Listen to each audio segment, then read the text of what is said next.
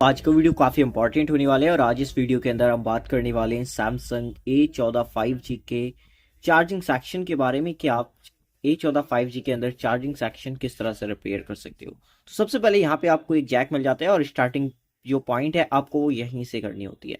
Starting करने के लिए सबसे पहले आपको इस जैक के ऊपर आपको 5.2 वोल्ट चेक करने होंगे। किस तरह से चेक करने होंगे, पहले तो आप जैक की कंडीशन देखो कि जैक यहाँ पे आपका कार्बन वगैरह तो नहीं लग चुका है इस जैक के अंदर। वो सारी चीज़ें आपको चेक करनी होगी क्योंकि कई बार क्या होता है यहाँ पे आपका अंदर की जो पिनें होती है यहाँ पे बारीक बारीक सी, कई बार वो अंदर से ब्रेक हो जाने की वजह से आपका जैक खराब हो जाता है, जिसकी वजह से आपकी चार्जिंग में कई सारे फॉल्ट आ सकते हैं। स्लो चार्जिंग का फॉल्ट आ सकता है या आपकी फेक चार्जिंग का फॉल्ट आ सकता है। तो कई बार आपको जैक चेंज करने से आपके तमाम लगभग 50% जो मसले हैं आपके वो यहाँ पे इससे आपके सॉल्व हो जाएंगे।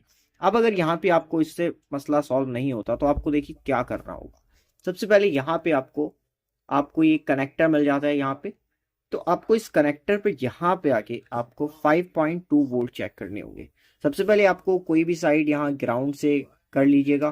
पहले यहाँ पे लाइक आपने एक साइड यहाँ पे ग्राउंड कर लिया और उसके बाद यहाँ आपको 5.2 वोल्ट चेक करना है।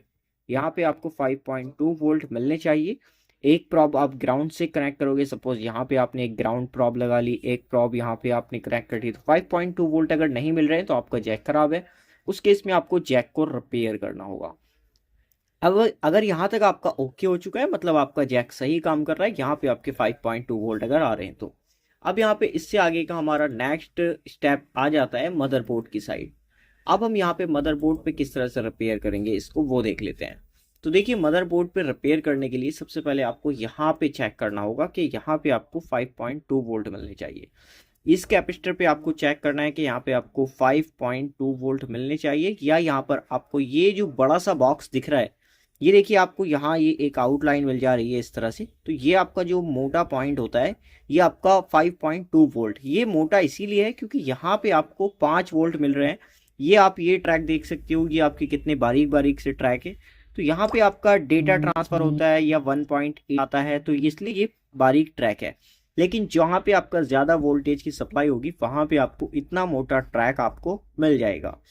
तो इस तरह से ये देखो, आप ये ट्रैक देखो, ये यहाँ पे लगभग 1 वोल्ट या 2 वोल्ट के ट्रैक होंगे। ये आपके डेटा के ट्रैक है क्योंकि ये बारीक ट्रैक है, इनमें आपके वोल्टेज ट्रांसफर नहीं होंगे। अब यहाँ पे आपको 5.2 वोल्ट यहाँ पे चेक कर लेने हैं। अगर आपने यहाँ पे 5.2 मिल रहे हैं मतलब यहाँ तक आपका चार्जिंग सेक्शन ओके है। अब यहाँ पे इसके बाद आपने क्या करना है, इसके बाद आप धीरे धीरे आगे की साइड बढ़ते रहेंगे यहाँ पे, और आगे की साइड बढ़ेंगे तो आपको यहाँ ये वाला सेक्शन आ जाता है आपका सीपीयू के पास में। जो इसका चार्जिंग आईसी लगा हुआ है वो यहाँ पे सीपीयू के पास में लगा है। अब देखो यहाँ पे आपको दो चीज़ मिल जाती है। एक तो मिल जाती है आपको यहाँ, सबसे पहले आपको यहाँ एक चीज़ मिलती है जिसे हम कहते हैं ओवीपी आईसी। ये हमारी ओवीपी आईसी है, मतलब ओवर वोल्टेज प्रोटेक्शन। तो इस कैपेसिटर पे, ये जो कैपेसिटर है यहाँ पे आपके 5.2 मिलने चाहिए और इस कैपेसिटर पे आपको 5.2 वोल्ट मिलने चाहिए। इतना काम आपने कर लिया। अगर यहाँ मिल रहे हैं यहाँ नहीं मिल रहे हैं तो क्या करना है आपने, देखिए यहाँ पे अगर इस तरह से नहीं मिलते तो क्या करना है आपको, सीधा आपको इस कैपेसिटर से लेके इस कैपेसिटर पे एक जंपर कर देना है और इसको आपने रिमूव कर लेना है। इसको हटा के आप ये कैपेसिटर पे जंपर कर लीजिए, आपके यहाँ से आगे की ट्रैवलिंग स्टार्ट हो जाएगी। अब क्या होगा, यहाँ से आपने चेक करना है, फिर यहाँ पर आकर के आपके 5.2, ये हमारी वी बस देखिए, वी बस का मतलब यही होता है कि आपका जो एक बस वो आपके वोल्टेज ट्रैवल कर रहे हैं। तो ये हमारा चार्जिंग जैक यहाँ पे हो गया और ये हमारा मदरबोर्ड में चार्जिंग आईसी हो गया। अब यहाँ पे आप देख सकते हो 5.2 वोल्ट यहाँ पे आपको इन हो जाते हैं। तो यहाँ पे आपको चेक करना है कि यहाँ पे आपको 5.2 वोल्ट मिलने चाहिए। यहाँ पे अगर 5.2 मिल रहे हैं मतलब यहाँ तक का जो आपका चार्जिंग सेक्शन है वो ओके है। इसके बाद भी चार्जिंग नहीं चल रही है, अब क्या करना है, अब यहाँ पे आपको मिलता है ये वीपीएच पावर। यहाँ पे आपको चेक करना है कि आपका 3.7 बन रहा है या नहीं बन रहा है। वीपीएच पावर पे आपको 3.7 वोल्टेज बनने चाहिए, तभी आपका फ़ोन भी ऑन होगा और तभी आपका फ़ोन चार्ज भी होगा। पहले तो ऑन की कंडीशन जान लेते हैं कि ऑन होगा तब वीपीएच बनेगी, तभी फ़ोन ऑन। वीपीएच नहीं बन रही तो आपका चार्जिंग आईसी ख़राब है। और दूसरी चीज़ ये है कि यहाँ पे हमारी वी बैट की, तो वी बैट के लिए आपको ये वाली लाइन चेक करनी है। कि यहाँ पे भी आपको 3.7 वोल्टेज मिलने चाहिए। अगर यहाँ पे आपको 3.7 तो भी चार्जिंग आईसी फॉल्टी हो सकता है।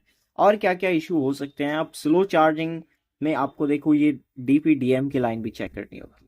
कई बार क्या है, ये डीपीडीएम की लाइन, कोई एक लाइन ओपन हो जाती है, इनमें ये लगे रजिस्टर ओपन हो सकते हैं, मतलब किसी ने रिमूव कर दिए हो या रजिस्टर खराब हो जाए तो आपका स्लो चार्जिंग का प्रॉब्लम आ सकता है। इस तरह से आपको ये फ़ोन को रिपेयर करना है। अगर आई होप कि आपको ये वीडियो पसंद आई होगी, और पसंद आई तो वीडियो को लाइक ज़रूर कर देना। और हमारा आपको व्हाट्सएप कम्युनिटी का लिंक आपको डिस्क्रिप्शन मिल जाएगा, तो फ्री है, वहाँ पे जाके आप हमसे तमाम तरह क्वेश्चन पूछ सकते हो।